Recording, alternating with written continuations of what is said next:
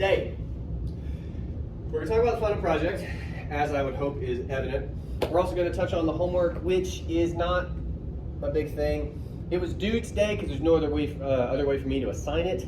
I don't know if you guys know this, you're going on break next week.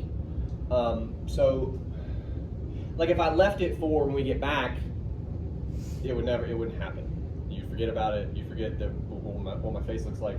So I just assigned it for today, which is my way of saying you can turn it in sometime today. It doesn't have to be what class. Anyway, the project, to begin with. Sorry, I want to say one more thing. Your papers are due Friday night. I gave you that extension, right? What you shouldn't do, I would hope this is obvious, is put too much energy into this right now if you haven't finished the paper, right? The paper is way more important. However, I would offer this.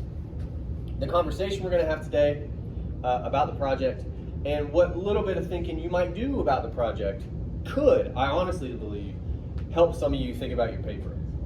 Okay?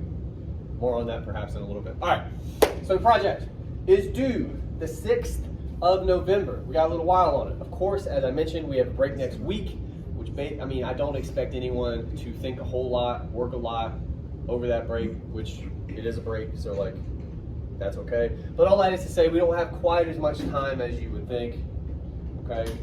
However, where to start? It's a podcast.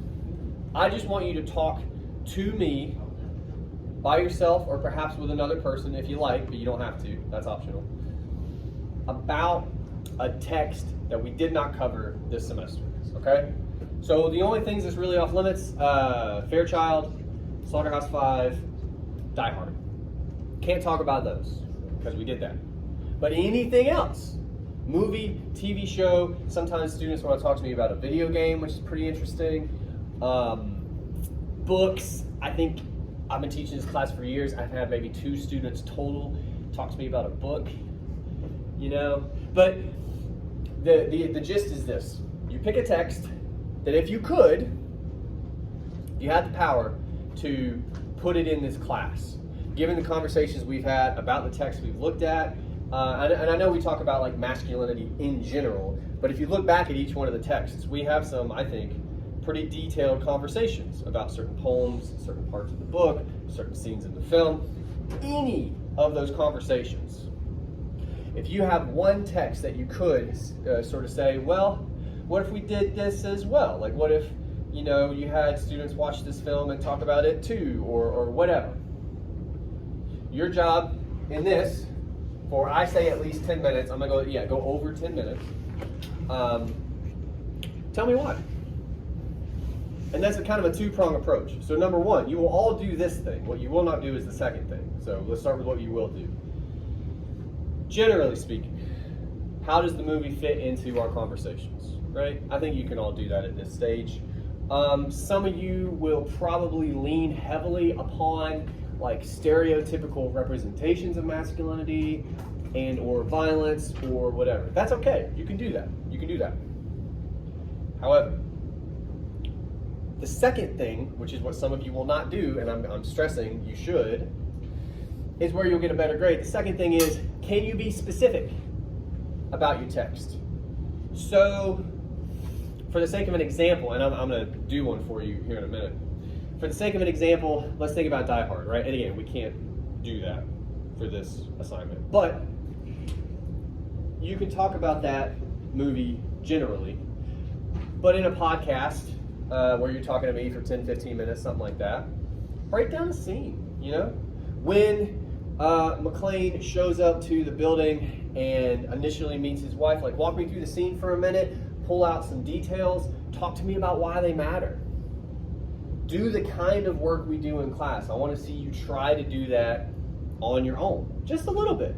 I'll say this too, 10 to 15 minutes, that may sound like a lot, I promise you it's not. By the time you tell me what you picked and generally why, you're going to be half over. Like you're not going to have as much time as you think you do, okay? It goes quick. Like already, we're 6 minutes deep into class. Like it moves really fast, okay?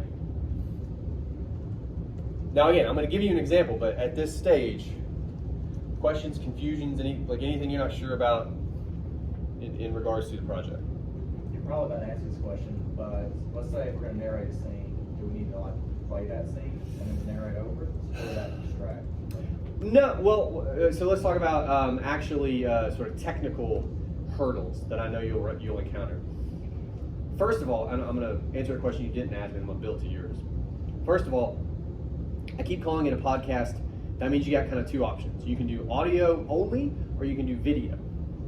Now, the thing about audio only, it's easier to post to something like CoreSten. It's a smaller file size, and CoreSten is old, and you can probably upload that directly.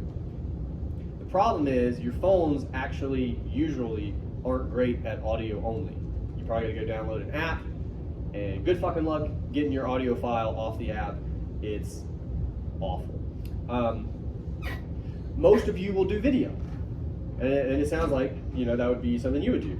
The issue there, CoreSten oftentimes does not play well with video files. I don't know if you've noticed, I actually can't upload directly to CoreSten. I gotta post it to YouTube first, then I post the link to our CoreSten page. That's basically what you would have to do. And if you did that, what you would run into with what you're describing is you cannot post any copyrighted material whatsoever. The YouTube robots will find it, they will take it down. So what you could do in a situation like that, if you wanted to, you could introduce the text, which of course you have to do, talk about it a little bit generally, quickly, and then whatever scene you want to look at, if you want me to see it, which is a good impulse, oftentimes, especially if it's like a more iconic scene, you can find someone who has posted it to YouTube. They've somehow gotten through the robots. Usually it's a very old video is how that works. Like for instance, last class or the class before maybe, we watched the Carl fight scene. I just pulled that up on YouTube. The problem is if I had a video of us watching it in class and I left it in, the robots would find it immediately. So in a roundabout way, what I'm saying is, it sounds like you would be doing video. Have a video of you talking, that's great. If you want me to see a quick scene that you think is important that you're going to discuss, just include a link to it, and I could watch that. Just saying. But do not put that stuff in your video because it will get taken down immediately. Does that answer your question? Yeah, and I think the rule is you can't post more than 15 seconds of a copyright material. Isn't that? I think that's the guideline. I've only done it a couple times and it's always been accidental and it's always been immediate when it gets taken down. So I don't know, and my advice would be to not even. Yeah, because 15 seconds, like what? Well, it's like you show 15 seconds of it. No, I understand, but that's like a real thin slice that Which I've had a few people in one of my other classes post the copy or like the link to it, and they haven't had any issues. The link to what?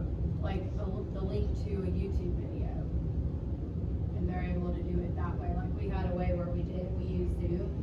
And Yeah. we did like a PowerPoint, and we were able to click on the link to show the video, and it would come up and play it, and then you could go out of the link. Like it still showed the scene or whatever. Oh, well, that was on Zoom though, right? Not on YouTube.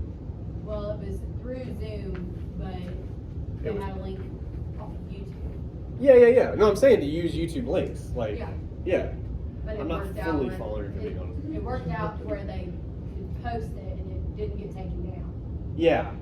But they didn't, of course they didn't use YouTube. Yeah. I wouldn't trust it. Like cynical me, I'm just saying, you're gonna have a lot going on by the time you guys turn this stuff in. You too. Like the whole reason I do this, by the way, I didn't even cover that. I have you guys turn in your final papers before we go on break. One, because you'll forget everything we've talked about, okay? But two, to get it out of the way. This is due during finals. Whatever other classes you have, final exams, papers, whatever, your hair's gonna be on fire. This is meant to be easier, honestly. Like way less stress. Not no work, you're still doing work, and importantly, to me, you're still thinking. But really, you can knock this out in an afternoon if you thought about it a little bit first, took some notes, had some thoughts, and then just went in and did it. This wouldn't take a huge amount of time. you know? And that's kind of the goal. But all that said, what I wouldn't want to add to it, any concerns about will YouTube take this down or anything, like I would try my best to eliminate issues personally. Other questions, thoughts, concerns, additions, personal victories? All right, here's what we're gonna do now. I mentioned at the top, and I like to be honest with you guys. I'm a little bit excited. About the stupid power that I get to wield. Ooh, I want to leave the lights up because I want it to be bright for as long as I can. I'm gonna tell you about a movie I have honestly thought about putting into this class, or I've taught an XIDS before on movies. I thought about putting it in there, and I never have. And you're gonna see why, I think. But all right. Well, I'll put it to you like this: if I were a student and I could just talk to my teacher about anything, I would want to talk about this movie. It's crazy, and that's why I like it. It's from 1985, so it's older than me by a little bit. It's called The Last Dragon. Is anybody familiar with this movie? One person? Okay. It's a kung fu movie set in 80s Harlem. So it's weird. Again, which is why I like it. It's produced by a man named Berry Gordy. He is the founder of Motown Records. If any of you aren't familiar with that, he helped discover people like Stevie Wonder, guys like that. Which is cool. Guy's really talented. He's been around the music industry. At some point, he executive produced a kung fu movie.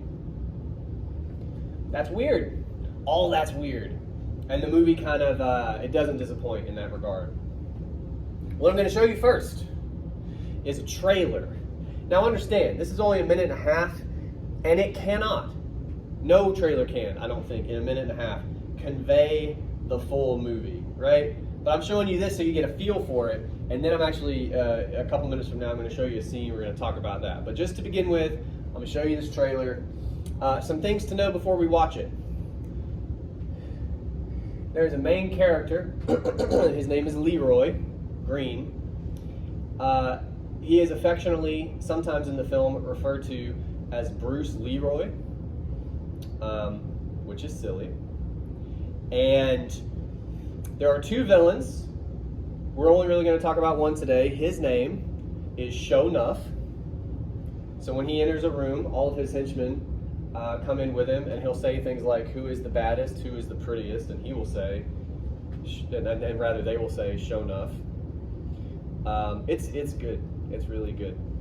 So anyway, the trailer, if memory serves, because there's a couple of them, I think I pulled up the right one, is gonna kind of a little bit focus on the love story that's in the movie, because there is one of those too. But for our purposes, mostly, honestly, the film is mostly action. And then again, last thing I'll say, and then I'll shut up and show it to you. This is 1985. This is only 3 years prior to Die Hard. So it's the same era, the same kinds of people that went to see this movie would be going to see Die Hard, right? It's the same country, it's the same audience. And I just think in some important ways this movie is kind of different. Anyway, we're gonna watch the trailer just like I said, give you a taste of the movie. And watching that trailer got me hyped. I've seen this movie like a million times. Anyway, all right. So here's the real important part. I haven't even, because I'm trying to model for you a little bit what we'd be trying to do in the project, right? I haven't dived much at all into what I think, honestly, would make the movie an interesting inclusion in our class. Because really I wanted to save time. I want to get to this. I want to talk with you about this scene. But understand, when we talk about this scene, we're going to have the kinds of conversations we've had this semester. We'll get there. So what are we looking at? This is early in the movie. It's probably about 10, 15 minutes into the movie. And so part of what it's going to do is introduce characters. At this point in the movie, we have met the main character. We have met Leroy, again, affectionately known as Bruce Leroy. They're going to refer to him as that in the scene, okay? They are in a theater. They are watching a movie within a movie. And we talked about this with Die Hard, right? They referenced movies a couple times. I pointed out to you that's always intentional because it's a weird thing to do to an audience. Typically what you want to do is not have the audience think about the fact that they're watching a movie, right? You want to suspend disbelief. You want to get people involved in the story. Forget that they're watching this on a screen. But when this happens, because right now you're like, is Bruce Lee in this movie? No, he's not. They're watching a Bruce Lee movie in a theater. And the point I'm making to you is immediately, as an audience member, if only for a second you go, oh, I'm watching a movie too. Like it wants you thinking about movies, which is weird. Brings up important questions. Mostly, why? Why are we doing that? The other thing I'm going to tell you, we're going to meet Sho'nuff in this scene. Like this is his introduction in the movie. And he does not disappoint, in my opinion. I don't want to tell you anything else. I just want you to enjoy the ride. I will say this, to the best of your ability, and this will be harder initially because you have not seen this movie, most of you. But the same kinds of ways we talked about Die Hard, the same looking for details, paying attention to what people say, what happens, things like this. Anything that stands out to you, because there's a lot in this scene. Anything that all stands out to you, I want to talk to you about, and I'm hoping you can see it well enough. We'll see what happens. I'm still bummed by how awful this classroom is. I'm worried you guys couldn't see it super well. I don't know what else to do about that. I'm curious, to begin with. I have thoughts. I for sure have thoughts. But anything at all you noticed, anything that stood out to you as interesting? I feel like if nothing else, there's interesting stuff going on in this scene. There's a man trying to look tough wearing a crop top. Oh, I always describe those guys as like professional wrestlers, right? The guy that says, "Why don't you sit down and shut up?" And he's like, "Who said that?" And then he stands up and he looks a little bit like a biker guy, but then yet his buddy is taking off and he's in a pink, like hot pink crop top, and you're like, Undoes what they're. well, sort of, but it's more on that later because I think it's part of the tableau. But it's yeah, I don't know how else to describe them other than like a tag team professional wrestling group, right? That's what they look like, you know? Other things you guys notice, that's a good one. Just anything that stood out to you. I want to get a little list going because there's something about this scene that's a little odd, I guess we could say. Nothing else stood out as odd to you about this scene?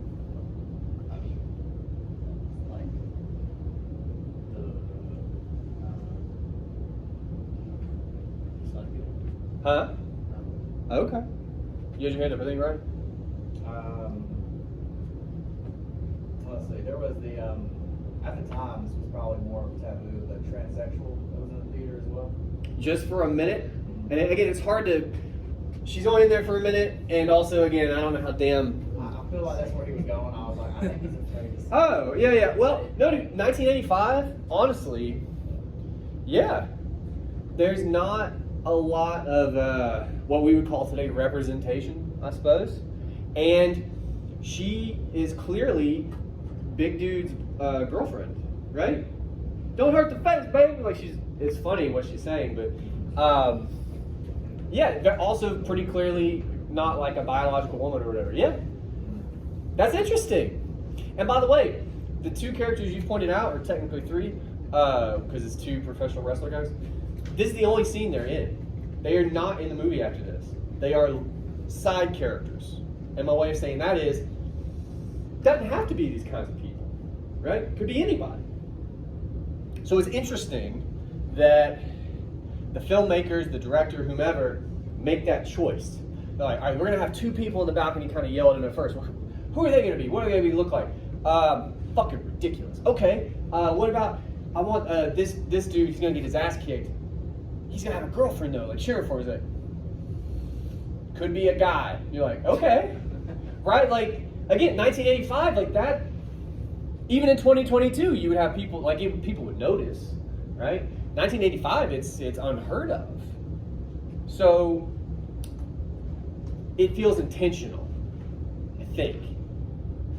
So we're gonna put that on the shelf for a second and just wonder, like, well, what the hell is that doing? But you guys see anything else like that? Again, I think there's other stuff that can help us build an inventory. Anything else stand out to you as just odd? Like when you consider that all of this is a choice, all of this is scripted to some degree, all of this had multiple people probably going, yeah, let's do that. Like, any odd choices stand out to you in this scene?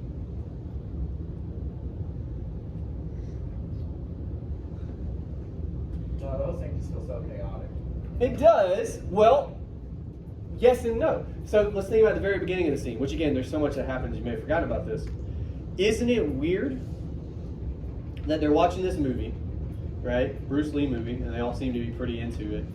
And maybe 20 seconds in, give or take, somebody starts breakdancing in the aisle, which that didn't happen. Like, I know you guys weren't alive in 1985, I wasn't either. That didn't happen. Nobody's doing that, okay? But it happens here, so that's odd.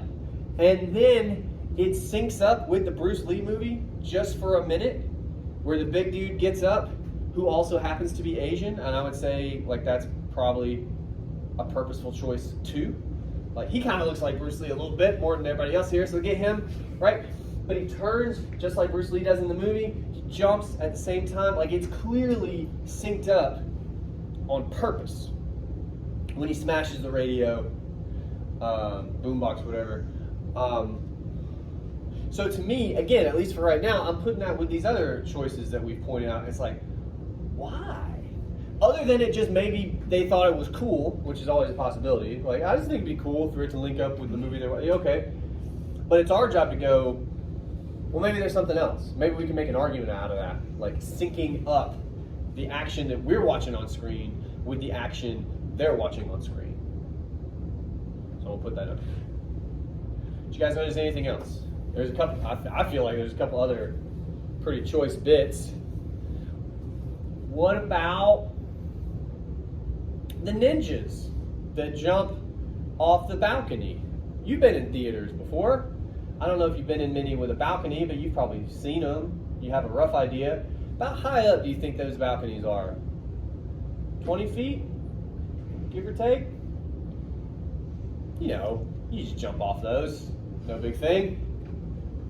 To get your ass kicked, which is what happens. What about the second ninja who fights Sho'nuff? He lands a kick, right? Because Sho'nuff is distracted. Did anybody catch what happens to that guy? He twists his foot, but then what does he do? Bites what? He bites his fucking Achilles tendon. Like he's biting it in half. This is cartoon shit. This is Wile E. Coyote Kung Fu is what this is. Nobody. What is this? Come on. It's insane. It's ridiculous. It's a cartoon. Right? And I'm not saying it's all necessarily intentional, but when you're doing stuff like that, like even if it's ad-lib, like we can't say if that's scripted, the director would then go, hey man, don't do that. We're going to shoot that again. Don't do that. That's not what we're going for. Right? But instead the director goes, yes! Yes! Why? Why is it a cartoon? Right? Even, two more things. I know I'm building a big inventory, but I want you guys thinking about all this, okay? Talk to me about the two main characters. Talk to me about Sho'nuff's entrance. Or even just the fact that his name is Sho'nuff. He's pretty intense. He's pretty intense. That is for sure a way to describe him. How else could you describe him? Over the top. Yeah. I mean, does the kid that does this, does he not speak for all of us in that moment? When he goes, Shogun of Harlem, and the kid goes, oh, fuck me, come on. He's a joke. He's intense, and you wouldn't want to tell him he's a joke. But he's wearing, and you can't see it in this scene, you see it in the trailer, I don't know, he's wearing football shoulder pads. Because it kind of looks like old school, like, Japanese armor, you know? Like, but it's silly. It's silly. He's got the tiger robe, which is super 80s, right? Talk to me about Bruce Leroy. Anything stand out to you about that guy?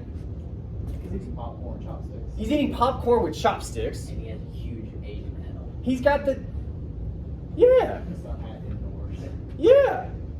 Which, first of all, if you're sitting behind him in the theater, it's like, hey, dude, could you maybe take off the fucking head? But yeah, then add to that, I would tell you this. Shonuff biting the guy's Achilles tendon is in the same place as dude eating popcorn with chopsticks. Like, I don't know if people do that, but I assume they don't. Because, like, it's ridiculous. Again, it's another cartoon. So again, the question is, why?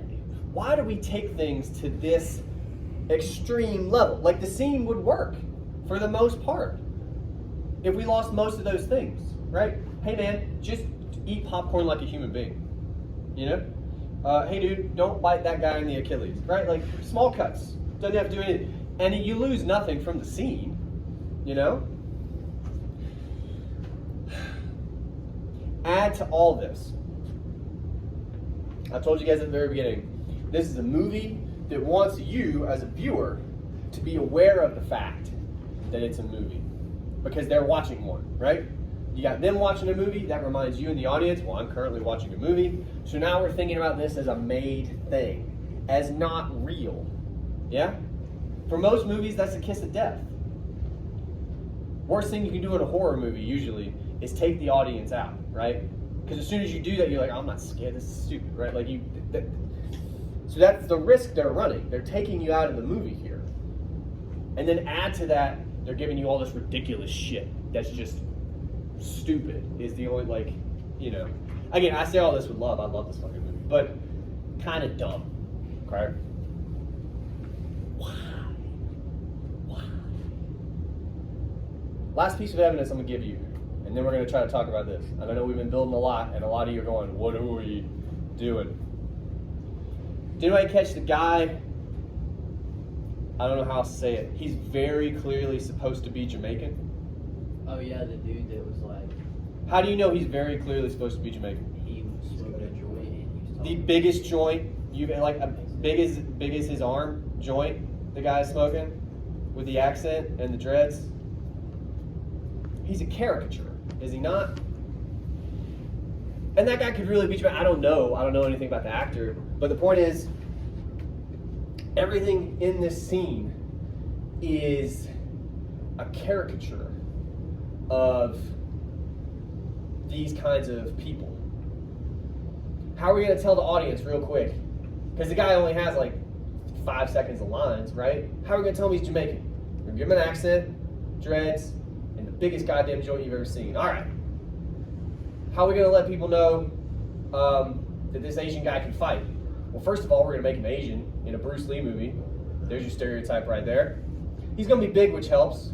But we're going to have to smash the fuck out of a boombox that doesn't need to exist, too. That's going to let you know, like, he's basically a kung fu guy. You know all you need to know about him. But we have all these little clips. Bruce Leroy is dressed like the cartoon of a Chinese man.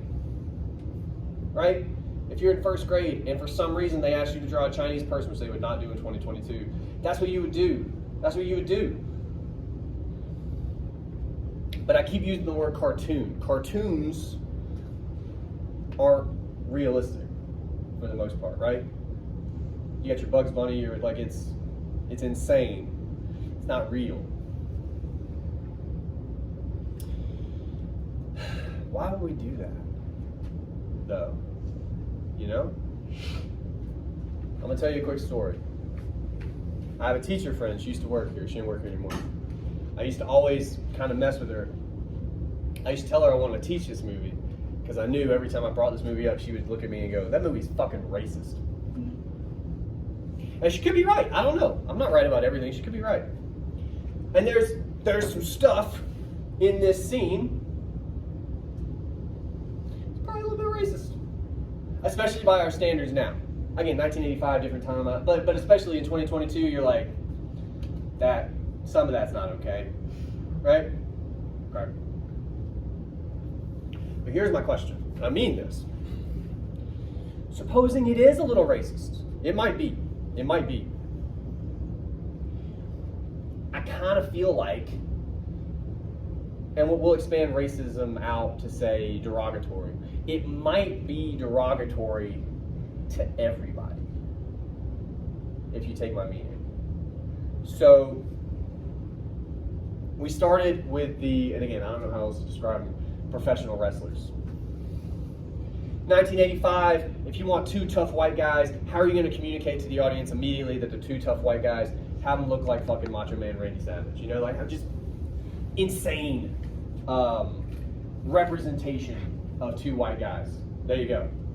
Same thing with all the ninjas jumping out. Same thing with Bruce Leroy. Same thing with Show Enough. To a degree, same thing with the transsexual woman, right? Like, honestly, she might be the most like not problematic representation. You know, she just plays a concerned woman. Like, it's kind of. But everybody else, the Jamaican guy, everybody in the movie. There's another dude, very 80s, wearing a headband, drinking what is clearly malt liquor out of a paper bag. Like, all these stereotypes just immediately all over the screen. But it's everybody. Not just one or two groups of people, it's everybody. I'm asking, and I want your honest opinion, I'm asking, is that weirdly equality? If you make fun of everybody? Yeah. I feel like they wanted it to be a joke, like Yeah. the audience, like maybe all that shit's scared of cartoon. I'm sorry, I didn't hear what you said. Like maybe they wanted it to be a joke. Yeah. Audience recognized that, but we need to keep that in a cartoon or something. Maybe. Well, Maybe like that in real life or something. yeah, I mean, again, there has to be some element of we want the audience at least a little bit aware of the fact that this is not super realistic, right? And yet, at the same time, because here's what the weird tension is, this is also the introduction of, like, the scary villain in the movie. There's another villain, but he's not, like, this is really the big bad guy in the movie. So you do want it to be, I mean, even the music, I don't know if you guys could hear it on these shitty speakers. Every time, like, when Shona first shows up, and right before they're about to fight, there's just, like, this little synthetic bass wave. I play synthesizer, sorry, but it's like that sound. That's like a 70s horror movie sound that they're playing right when Shonuf's like. So there's serious stuff too, right? Like there's real violence. Again, he's biting through somebody's Achilles. Like there's real stuff going on, but it's mixed in with the joke that we also can't not see, right?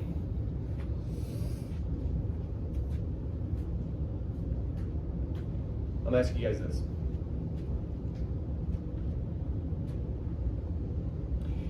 When Shonuff, I should ask a side question real quick. What time is it? 11:42. Oh goodness. All right. When Shonuff, because I know I'm going to give you one. When Shonuff comes to Bruce Leroy, what's his big problem with Leroy? You won't fight him. He won't fight him, and why is that a problem for Shonuff? He wants to beat him so he can prove that he is the baddest. And the prettiest and the Yeah. As one of his henchmen says, that's the only guy that stands between show and total supremacy, which is exactly how normal people talk, right? Part of the point is, this is, and you guys have no reason to know this, this is classic, again, a little bit stereotypical kung fu movie tropes. The big bad has to fight the good guy to prove that he's the best fighter, right? That's the only reason the movie exists. It's the only reason the story happens, you know? And that's pretty much the case here. And of course, the good guy doesn't want to fight him because he's a good guy. He'll only fight when he has to. And Shonuff is trying to provoke him. He's doing all that in his face and stuff. Did you guys catch what he says to him, though? We've talked about it a lot. Let's watch that real quick. Anything stand out to you about what that guy says? Or I'll put it to you this way. If you could characterize their speech, because I would say it's almost like they're speaking different languages. How does Shonuff sound as opposed to how does Leroy sound? How would you describe it?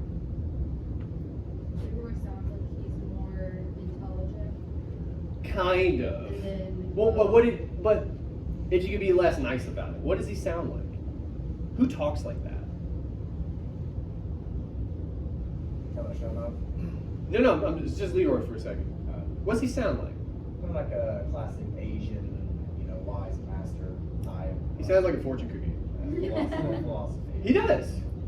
Well, but and again, it's weirdly in our culture attached to, and there's a whole other conversation we don't have time to have about. Yes, you're not wrong, but in 1985 in Harlem, in what is supposed to be a realistic depiction, even though we have a bunch of evidence to the contrary, this Leroy is the only guy in the movie who talks this way. You haven't met him, and you won't unless you watch the movie, which you should because it's awesome. He has a master who lives on a houseboat in the city, who talks like a person. Like at one point, well, I almost spoiled part of the movie for you. He just sounds like a normal dude for most of the movie.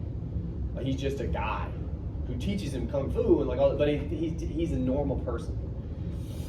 Leroy's the only guy in the whole movie who sounds like this. And immediately the question is, why? Like he has a family in the movie who owns a pizza shop. And again, they just sound like people. Because that's what they are. They're just people. In 1985. Like that's what they sound like. And everybody in the movie is always going, Leroy, why the fuck are you talking like that? Like all the time. And I think, aside from he wants him to fight him, their conflict in this moment is, why do you sound like this? What are you doing? Right? Now, of course, that's me translating. How does Shonuff say it? He doesn't say it like that. What does he say?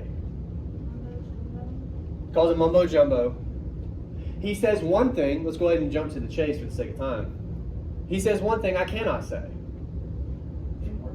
Yeah, and please. We don't have to cover why I can't say it, although we're going to talk about that in just a minute. But why does he say that when he says it? He's communicating an idea when he says I that. sound like, hey man, you're blind. Why are you talking like that? Exactly. Which is a hell of a thing to say. Right? Like, I'll put it to you this way. I don't think any of us, if we had to be really honest, would disagree with that idea that Shonuff is looking at Leroy and going, you're a black man in Harlem in 1985. Why do you sound like this? Right? But when you say it like that, it sounds a little fucked up. Right? Like, but it's weird. I think we would all kind of agree though. Right? What is that? Like, could you not argue, and then I want to hear what you guys have to say, could you not argue the film is trying to have you, as an audience member, sort of have that realization? Kind of go, yeah, I was kind of wondering why Leroy sounds like that too.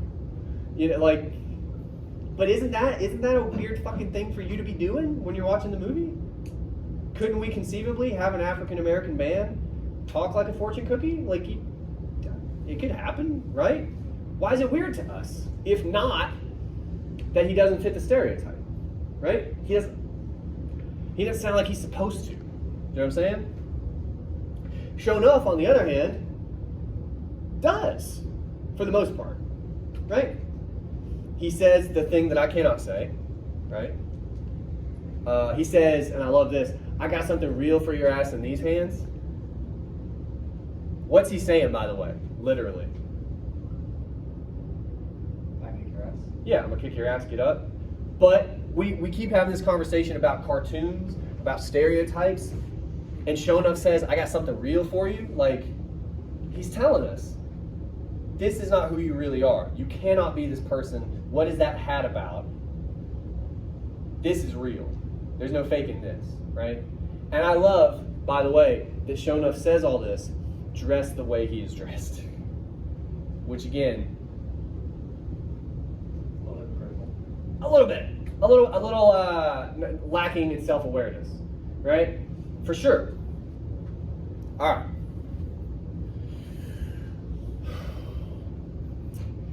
let's talk about this. People sometimes misunderstand this question. So understand this first. I'm not asking this question because I don't know the answer. I don't know if you're aware. I almost never ask you guys questions I don't have answers to. What do you think this is? I say that to say because I've had emails about this, and I'm like, what's happening? So that's my preamble. Now, why can't I say that one thing? Can't I say that one thing that Shonuff says? Why not? This is a pretty easy answer, right? Not sure why. So, It's disrespectful. why? I know the answer. Don't misunderstand me. But I'm just saying, like, let's break. Part of this is in a paper. The big stumbling block you guys usually have is you take things for granted. You cannot take this for granted. And it's something you all know, but now that I'm asking you to put language to it, it can be difficult because you've never, for the most part, had to think about it to this degree. So I'm asking you to think about it now. Why not? Why is it disrespectful for me to say it? Because it's considered racist. Okay. Well, then why isn't it? I'm going to sound like Fox News for just a second. Sorry if that pisses anybody off. Why isn't it disrespectful for Shonuff to say it?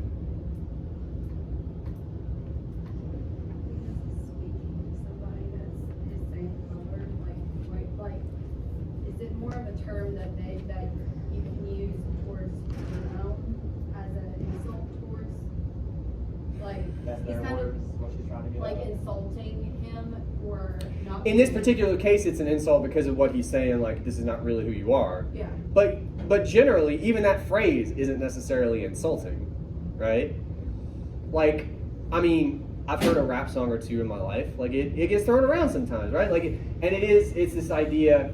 You have a similar thing going on in our era with the word queer. Like, the homosexual community has kind of taken that word back as their word. Same kind of thing. So then what? I'll put it to you this way. This will be fun. Suppose I walked in and said that thing that Shonuff says. I think all of you would have a certain opinion about me and probably my job prospects. You know, like, hey, can you say that again? I want to record it. How does it read differently when I say it as opposed to when Shonuff says it?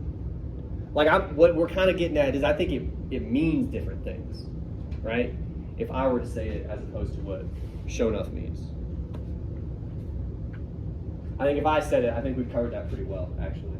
I think we all have a pretty good idea. It doesn't depend on the context, though, of course. For sure, but still, Yeah. it's hard to, you know? But yeah, point taken. But with Shonuff, he's saying something else. What is he saying when he says that to Leroy? Like, half of it is, this can't really be you, right? But what's he saying when he uses that word to Leroy?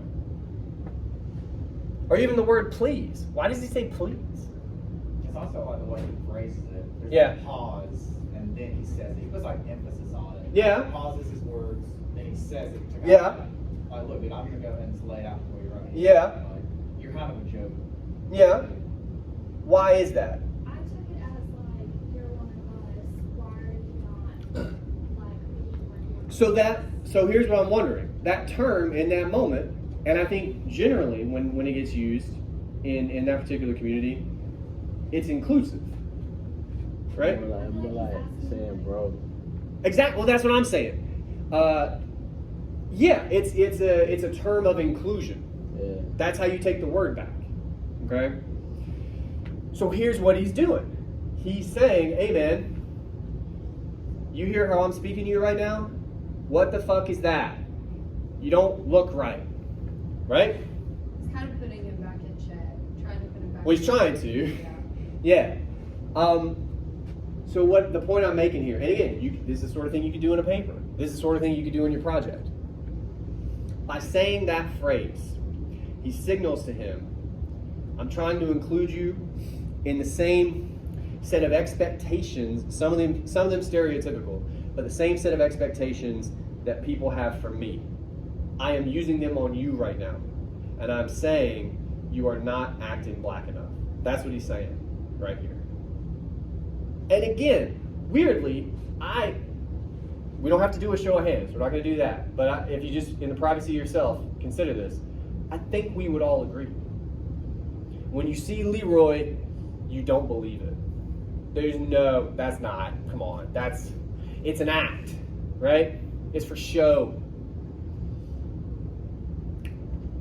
So we're doing the same thing as an audience.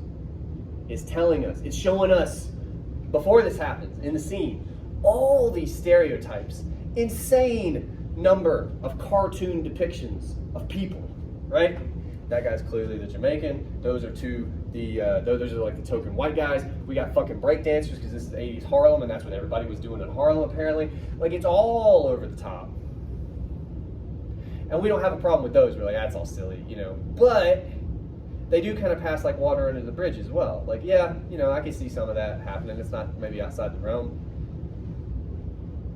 It indicts us when Shonuff says that. It's pointing out to us just for a second, we're doing that too. And then the question becomes, do you only do it when you watch movies? Do you only have that mindset when you're sitting in the theater? I don't know, man. Maybe not. Maybe you do that more than you think, right? Smart fucking movie.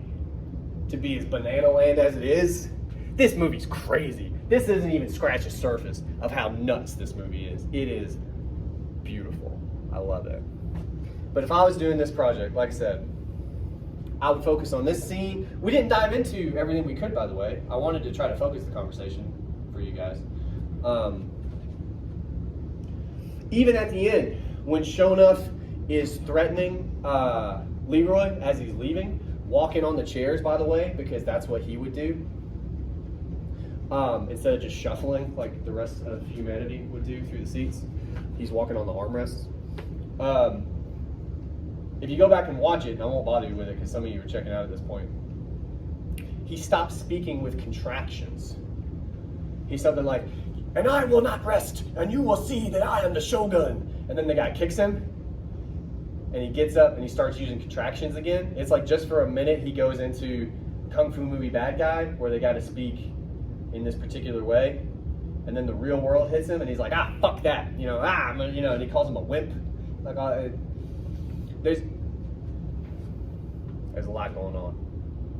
So whatever you guys choose, you don't have to make that decision today. You have the homework to help you, and I do think it will. Even if you don't have any ideas, if you go on, you can see what other people are thinking about.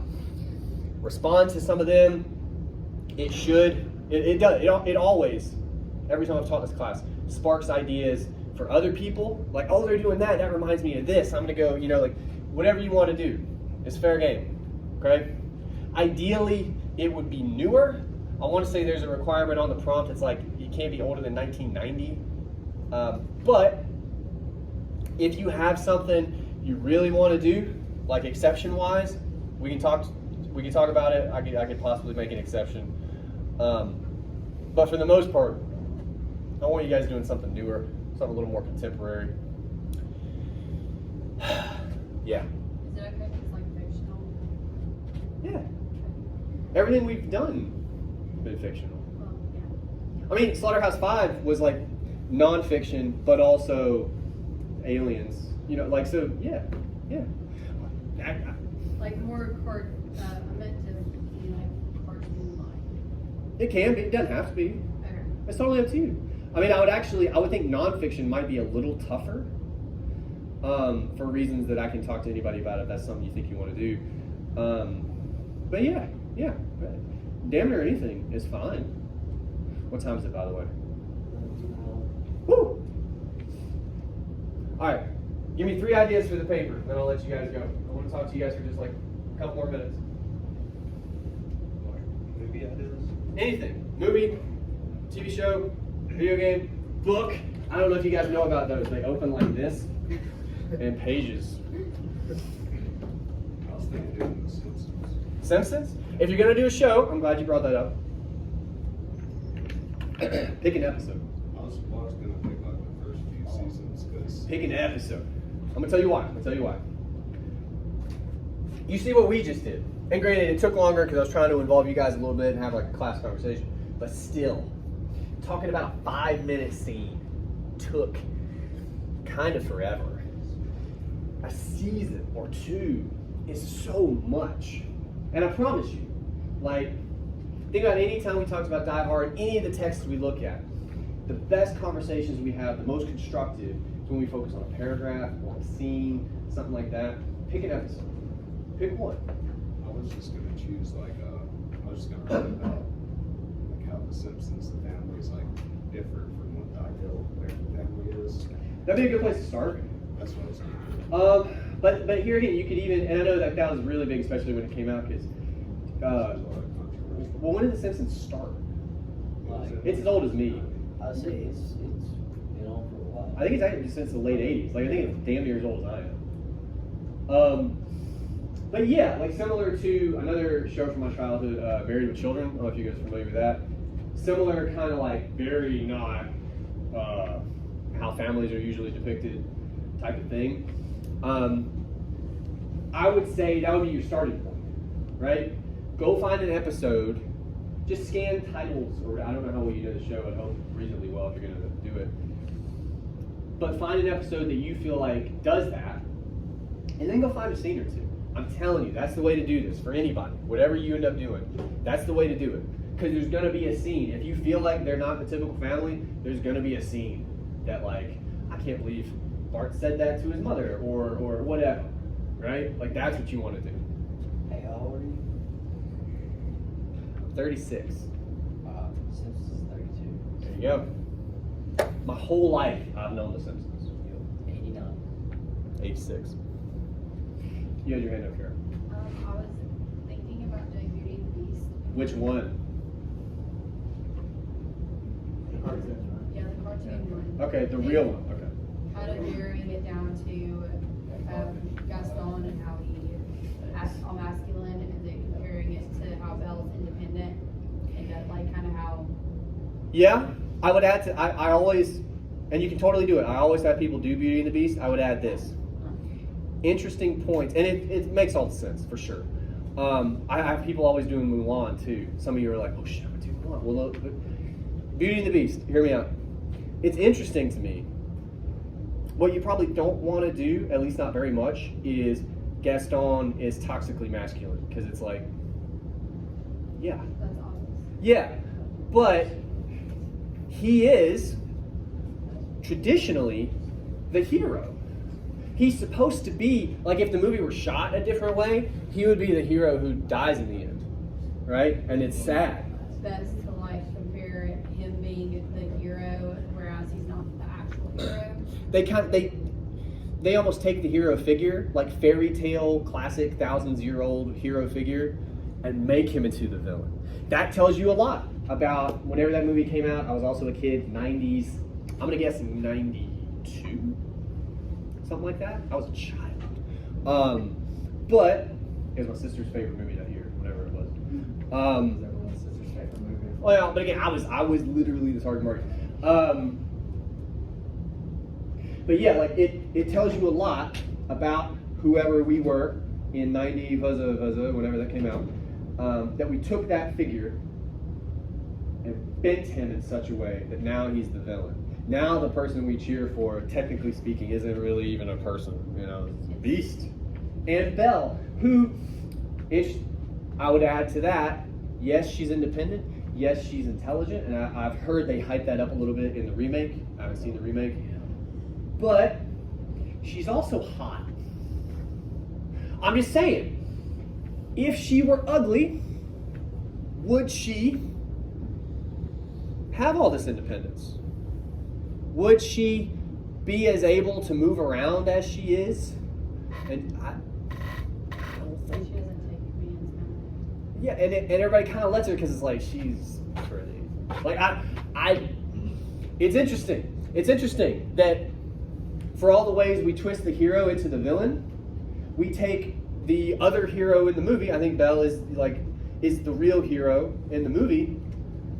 She's not breaking a lot of stereotypes. I mean, she's breaking one stereotype in that she's a heroine. That's pretty big. But it's like, what characters do we allow to break that glass ceiling for women, she's still got to be hot. I mean, let's not be crazy. You know? I don't think you want to be wondering which one's the beast. What is that? So I don't think you want to be wondering which one's the beast. Well, no, but I'm just saying, like, it tells us a lot about who we are too, like who we're ready to be as a society. We're trying to throw off Gaston. We don't want to be like Gaston. Like, cool. But maybe we're a little more like Gaston than we think we are. Because what's Gaston's whole thing? He wants her because she's a trophy, right? Well, she is a trophy. She's got more going on. That's what the whole fucking song at the beginning of the movie is, right? But also, and then I'll shut up about Beauty and the Beast. I know it really well.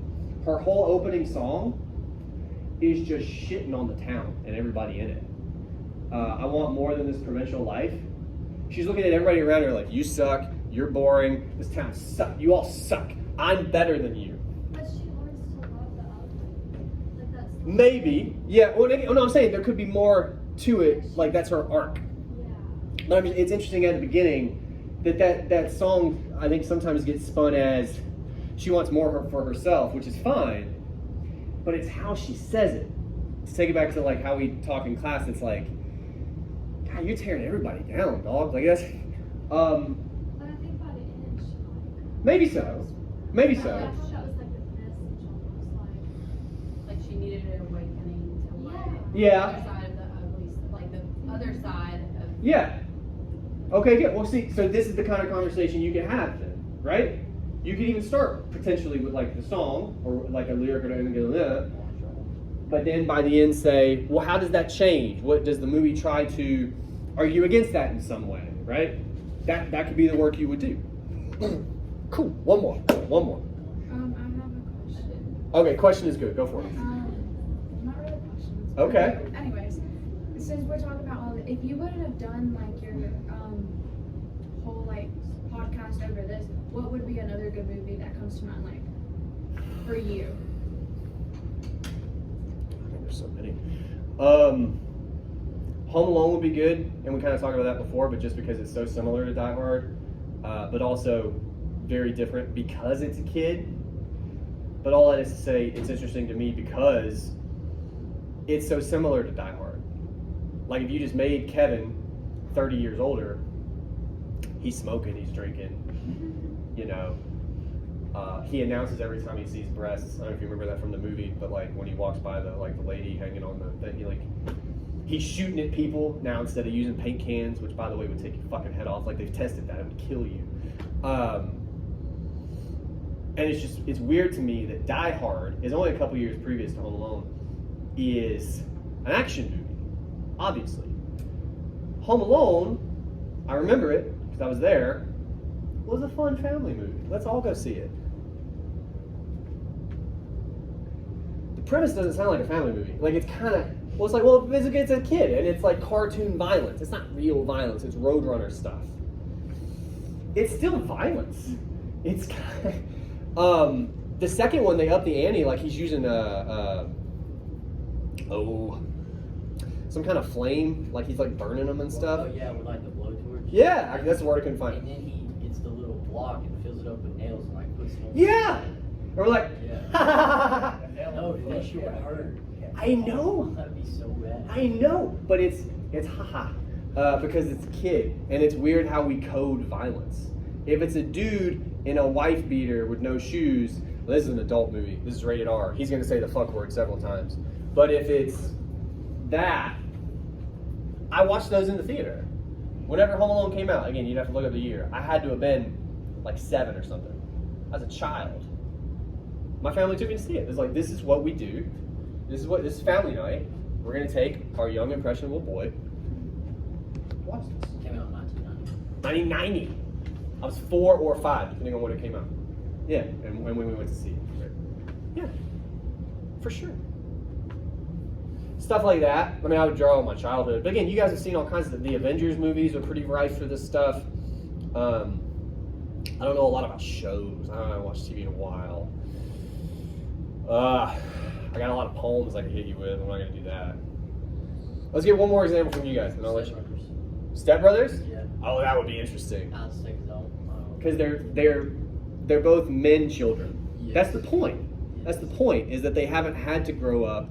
And really, it's been a long time since I've seen the movie, and not to overshare, but like when the stage in my life when I was watching movies like that, I'm not super clear on the plot.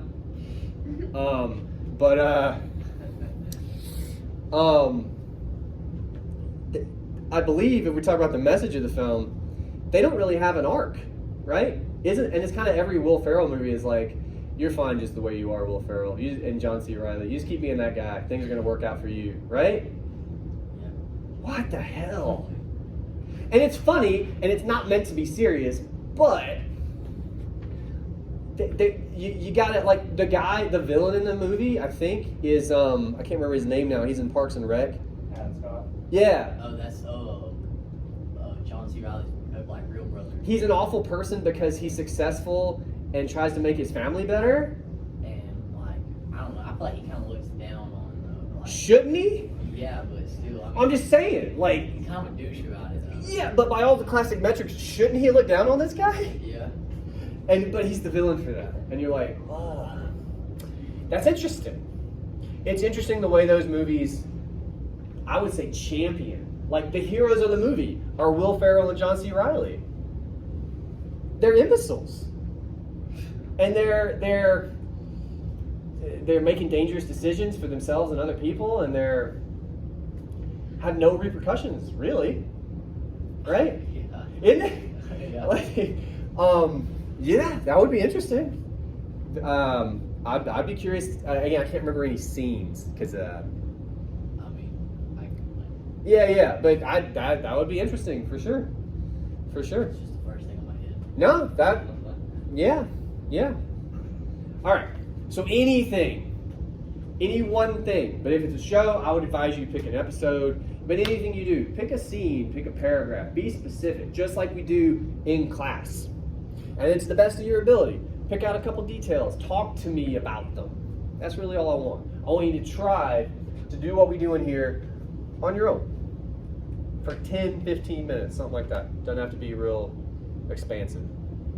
And lastly, don't forget, discussion board on Coursden. It's a good place for you to try out some ideas with each other, but also see what other people are doing, maybe help you out a little bit, generating ideas. Other than that, I'll see you when we get back. Thank you.